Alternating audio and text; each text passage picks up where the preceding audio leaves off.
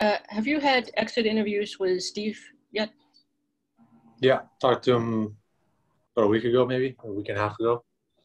Any indication, does he in extending you, or kind of where is that at? Yeah, I think there's some interest on both sides. I think with the draft and expansion draft and everything like that, I don't think he's ready to make a decision until, end of July, something like that. So, and, for me, there's no rush to do anything right now. So, yeah, I'm assuming once you get closer to free agency and stuff like that, become clear.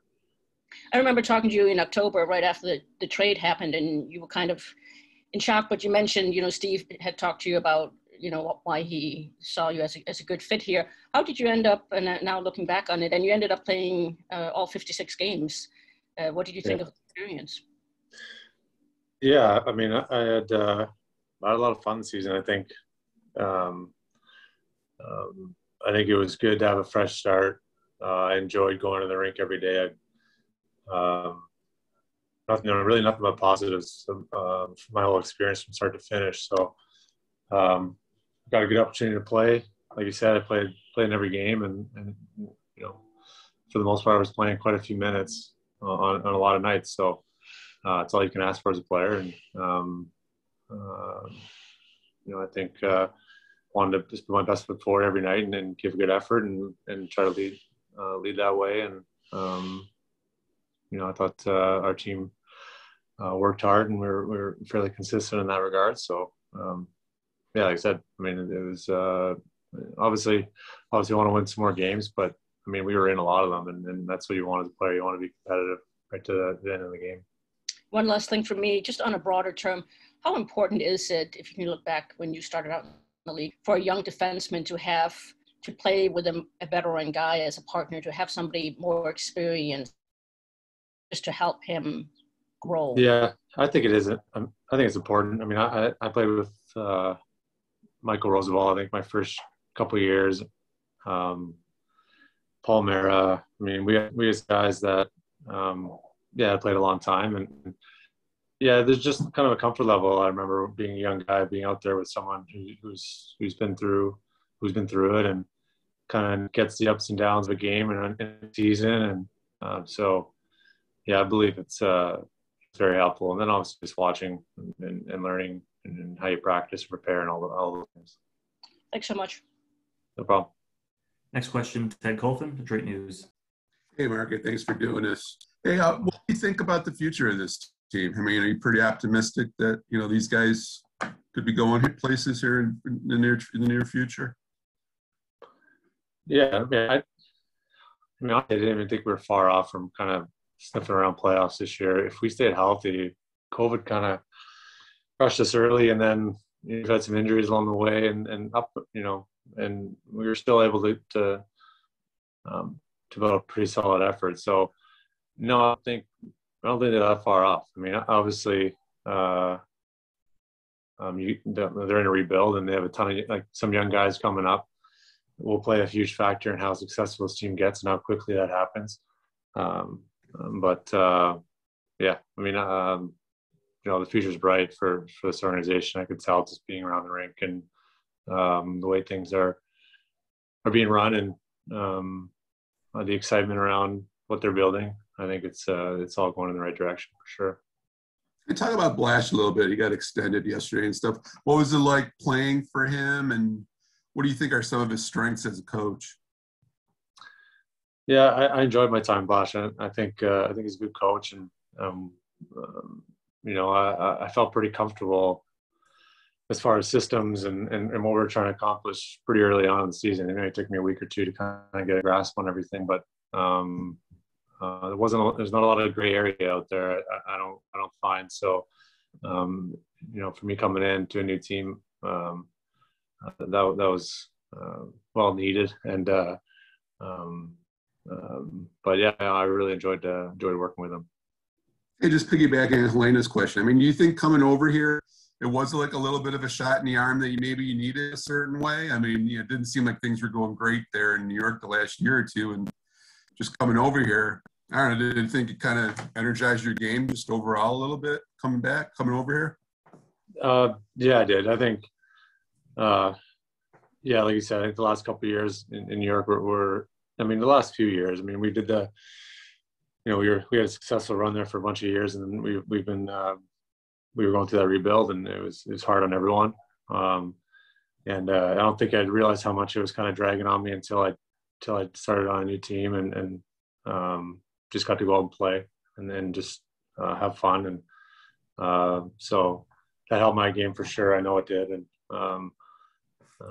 like I said before, it was beneficial to me, and hopefully, everyone in the Wings were happy with what they got.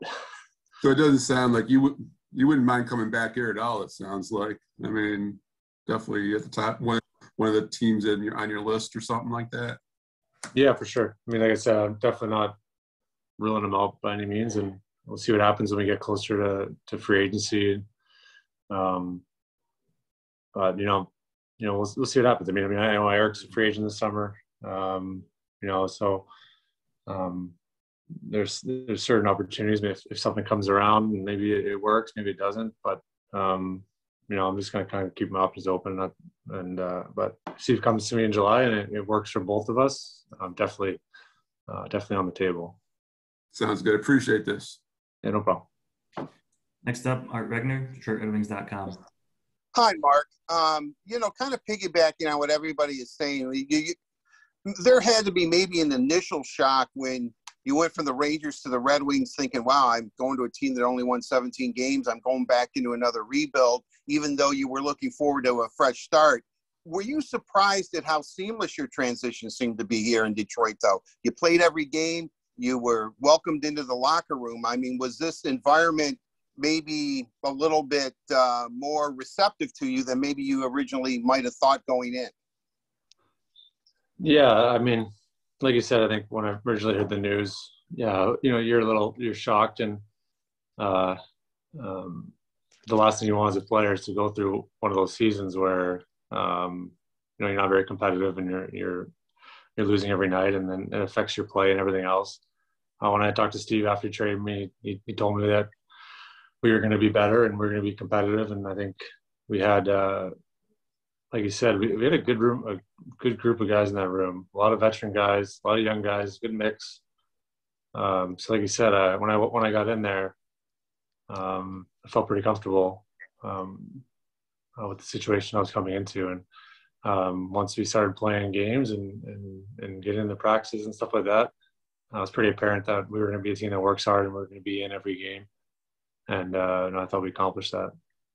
I know what goes on in the room stays in the room, and I, respect the sanctimony or whatever of the locker room. But Jeff Blashill said something interesting towards the end of the season about you, that you were kind of the advocate for the blue line, for the defensive core, that you spoke up if you felt something needed to be said. What exactly, can you take us maybe a little bit behind the scenes? What were you exactly saying? Or, how can you be an advocate, I guess, for the blue line? Yeah, I think there's just times throughout the season where during a game things can start getting away from you, and I've been on teams where maybe it doesn't go well for you the first 20, and then that's that. You kind of fold up and start thinking about the next one. And I think for me, I was just trying to make sure that we stayed consistent, stayed working hard, no matter what the circumstance was. And I think, like I said, I've played obviously a number of games here, and I've been around a while. So any kind of help or positivity I can bring throughout a game, I was going to do that. And it was. It's fun. It's a fun decor to play with. To be honest, there's a lot of great guys. Not a lot of big, selfish personalities. Everyone just wanted to play well and help the team win. And it was a fun group to play with. Except maybe for Roenick, who was pretty much established himself. But and it was a small sample size, but you got to see Dennis Chalowski and also Gus Lindstrom. What is your opinion of maybe some of the young D-core? Yeah, both those guys that he said, well, even Phil, I mean, all have very high skill. And I think they're just going to continue to make strides of being NHL defensemen every day. And I think a lot of it, I think all those guys skate well. They all have good skill. They all have good hockey sense. And then it's just about the consistency every shift of bringing it and just getting to know them a little bit through this year. That their personalities are driving towards that, and they want to work for it. And that's all you can ask for. I mean, if things work out here in Detroit, are you kind of looking forward maybe to mentoring a guy like Mo Sider? I mean, you're both big dudes, and you've been in the league a long time, and that might be a role that you would really embrace.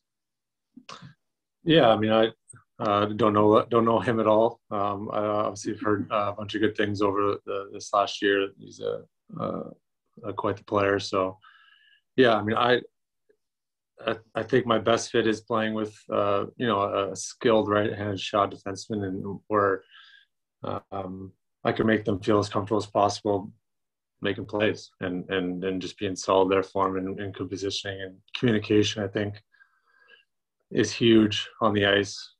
The more you talk, I think that's like the most underdeveloped skill you can have is talking, and I try to do that as much as possible with whoever I'm playing with, and I think it helps more when you're playing with a young defenseman trying to find his way. Great. Thank you very, very much, Mark. Best of luck to you. Thank you. Thanks. Next question, Carly Johnston, Red Wings TV. Hey, Mark, how's it going? Good, how are you? Good, thank you. I was very surprised that Art did not ask my question, one of his 10, but I'm just going to keep mine quick and short. I know we've talked about how you played in every game this season, putting up some big minutes, but with this condensed season and you having been in this league for quite a bit now, how did you keep your body and your mind ready for each game? 56 games in such a short season, that's no easy feat. Yeah, I mean, there's some games and some practices where you're definitely not at even close to 100% and you're tired and beat up. But I like playing. I like competing. If I can go out there and do that, I'm going to do it. So it helped. I mean, my kids weren't with me for the whole season too, so I was getting way more sleep than I usually do. So that could have played a factor too. Perfect. Thank you. Yeah, no problem. Next up, Max Boltman, The Athletic. Hey, Mark, you mentioned Eric being a free agent too. I was just curious, is that something you guys have talked about, or has that been kind of a career dream ever for you guys to potentially end up in the same place at some point? Yeah, well, I mean, we had 20 games in New York and we got traded to us, so that was fun. And I just said that just as, I haven't been a free agent yet in my career. So, you don't, obviously, with the COVID situation and the cap and the expansion draft, there's a lot of things that are up in the air and no one really knows what's going to bring. So, but, for both free agents at the same time and something like that comes around, I think you jump at that opportunity. But it's a long ways down the road and we'll see. So, but when you have two brothers in the league, it's always a possibility to try to play with one of them because it's a pretty unique opportunity. What is the excitement of like a free agent process? I mean, like to be able to have say in where you are. Yeah, I mean, well, you hope you have some say. You hope there's more than a few offers out there. But yeah, I mean, I've been lucky enough to sign a couple long-term deals where I've had some security that way. So I haven't had to go through a summer like this, and so I'm kind of anxious and just to kind of see what transpires. So we'll see. We'll see what the summer brings. I just wanted to ask you real quick about Dylan Larkin and what kind of impression he made on you this season as a player, as a captain, all that stuff. Yeah, Larks was great to me. I think, he's just a really nice, down-to-earth guy. He works so hard, and he's well respected in the room. It wasn't a shock to me at all after my first, I was there for maybe 10 days, 2 weeks when they announced him captain, and just being there for that long, it was a no-brainer for me. I think the way he handles himself and his positivity and energy he brings to the rink is contagious. So, yeah, Red Wings are definitely lucky to have him. Thanks, Mark. No problem.